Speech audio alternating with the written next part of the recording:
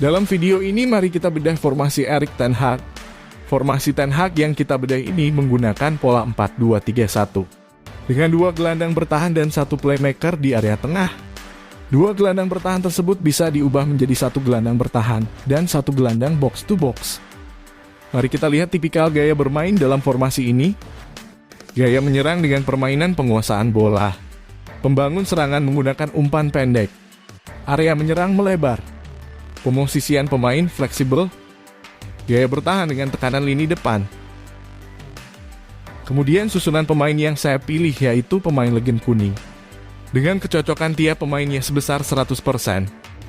Pemain depan, ada Van Basten, Fox in the box. Zico klasik nomor 10. Johan Cruyff, typical hole player. David Beckham, cross spesialis. Gelandang tengah, ada Iniesta, typical hole player. Kemudian ada Rijkaard, sang orkestrator. Pemain bertahan sebelah kiri ada Roberto Carlos dengan offensive fullback. Back tengah ada Sol Campbell, tidak ada gaya bermain. Kemudian ada Paolo Maldini, offensive fullback. Dan posisi back kanan ditempati oleh Cafu dengan gaya bermain offensive fullback. Posisi penjaga gawang saya memilih Pochet, typical defensive. Karena akurasi kiper ini sangat enak untuk main matchday maupun laga biasa. Untuk pemain cadangan saya memilih Diego Maradona, kiper Casillas, ada gelandang Gerrard, Puyol, Romario, Gascoigne, dan terakhir Beckenbauer. Sedangkan lawan dalam pertandingan ini menggunakan manajer Mikel Arteta. Formasi Arteta yang baru dengan pola 4 penyerang di lini depan. Ada Lewandowski, Kakak, Maradona, dan Rummenigge. Well, hello and welcome to what amounts to football heaven. It doesn't. The sky is blue and the players. Ngomong-ngomong, kenapa dalam pertandingan ini memakai pemain legend kuning? Kenapa tidak memakai pemain player of the week atau pemain ikonik? Karena pemain legend kuning ini rata-rata semua player PES Mobile sudah memilikinya. Jadi harapannya kalian bisa langsung menggunakan pemain legend kuning yang kalian miliki ke dalam formasi Ten Hag. Soal formasi, Ten Hag menggunakan 4-4-2 dengan lini tengah berbentuk wajik. Di awal-awal karir kepelatihannya, sebelum bertransformasi jadi 4-3-3. Namun saat ini, dia lebih sering memakai 4-2-3-1. Yang tentunya familiar buat skuad Manchester United saat ini. Mengingat itu adalah sistem yang sama dengan yang dahulu dipakai oleh Gunnar Solskjaer. Dan formasi yang juga kadang diandalkan manajer interim, Ralf Rangnick. Juga, seperti Rangnick, Ten Hag suka ketika timnya bermain sepak bola yang energik, berorientasi penguasaan bola, dengan para pemain melakukan pressing dari depan. Namun, Rangnick sampai saat ini tak kunjung mampu mengimplementasikan gaya ini, lama 4 bulan menukangi setan merah, dan bahkan sampai mempertanyakan kualitas fisik skuadnya. Benar saja, pemain Manchester United rasanya tidak terlihat punya fisik mumpuni untuk terus-terusan menggedor tim lawan dengan pressing seperti yang diminta Rangnick selama 90 menit penuh, apalagi karena belum pernah bermain seperti itu di bawah Solskjaer. Jadi, agar pendekatan intensif seperti itu bisa berhasil, Ten Hag mesti meningkatkan level stamina pemainnya dan mendorong mereka untuk bermain dengan komitmen yang lebih menggigit. Bicara memang gampang, jangan lupa beberapa pemain Manchester United dilaporkan mengeluhkan sesi latihan racikan Rangnick dan stafnya. Pergerakan pemain sangat fleksibel terlihat ketika bertahan dan menekan lawan. Saat lawan menguasai bola, selalu ada pemain yang bergerak menutup ruang. Ketika lawan mengumpan ke rekannya, pemain akan bergerak dinamis mengikuti arah bola tersebut. Kemudian pada momen saat kita menguasai bola, tetapi bola berhasil direbut lawan, pemain langsung berlari ke belakang membentuk pertahanan. Tersisa 1 pemain di depan untuk merebut bola. Lini tengah yang dihuni pemain berposisi playmaker, sayap kanan dan sayap kiri.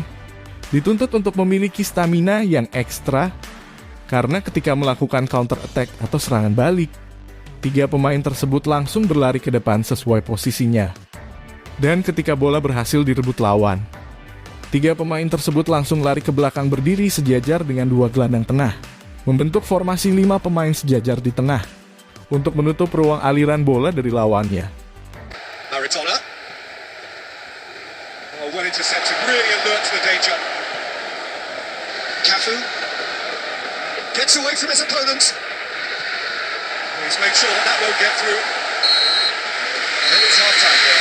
So now the team has broken through. What do you want to try? Just the game up to now. Still goals. Close it up. And we're off again. At least there's always a plus side to a scoreless half. Defences are doing what they should, and it's going to take good imagination. Shapes to shoot! That's what top players do. They can seize the initiative almost single-handedly, and that goal eases them afloat once more and make the second half look a little more promising. When they did, they were caught completely cold by such a swift breakaway, and such a well-made finish too. Setelah mencetak gol cepat pada babak kedua, pemain lawan langsung meningkatkan serangannya. Mereka berhasil melihat celah pertahanan kita dengan memanfaatkan garis pertahanan kita yang tinggi. Terlihat para gelandang tengah dan pemain bertahan kita berada dalam posisi yang mendekati area tengah lapangan permainan.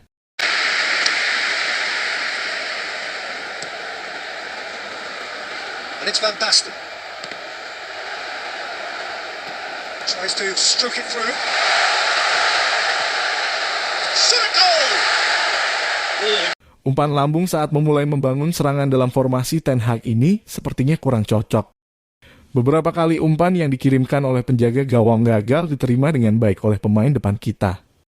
Bisa jadi penyebabnya adalah stamina pemain depan kita mulai terkuras karena selalu bergerak dinamis naik turun.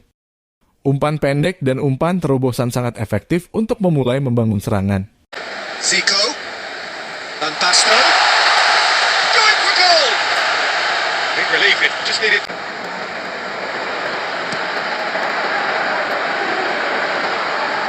That's alert and sharp and very well played. And it's Van Basten. It's loose. Penguasaan bola yang diperagakan dalam formasi Ten Hag ini menggunakan umpan-umpan pendek. Tetapi yang perlu diingat adalah area penyerangan, yaitu melebar. Bisa dilihat posisi antar pemain depan ketika melakukan serangan ke daerah lawan. Ada jarak yang lumayan antar pemain. Saat menguasai bola tahan sebentar bola tersebut, tunggu pemain lainnya untuk mengambil posisi penyerangan. Hal ini dikarenakan pemain-pemain depan bergerak naik turun, sehingga ada jeda waktu untuk melakukan transisi dari bertahan ke menyerang. Tetapi keunggulan dari formasi ini, itu semua pemain terus bergerak, terus mencari ruang mengikuti aliran bola. Yang perlu diingat adalah hati-hati dengan serangan balik yang dilakukan lawan. Ketika keenakan menyerang, kita lupa menjaga pertahanan. Saat melakukan serangan ke daerah lawan pemain belakang, kita tersisa 2 pemain saja. Tentu momen ini yang perlu kita antisipasi karena tim kita kalah jumlah pemain saat terkena serangan balik. It was to keep the shot down, and he did that without any problems. That's good concentration. Oh, just like a change here. I think you have to admire his willingness to keep plugging away, but the manager has done him a big favour, I think, by taking him off. He was looking very, very heavy.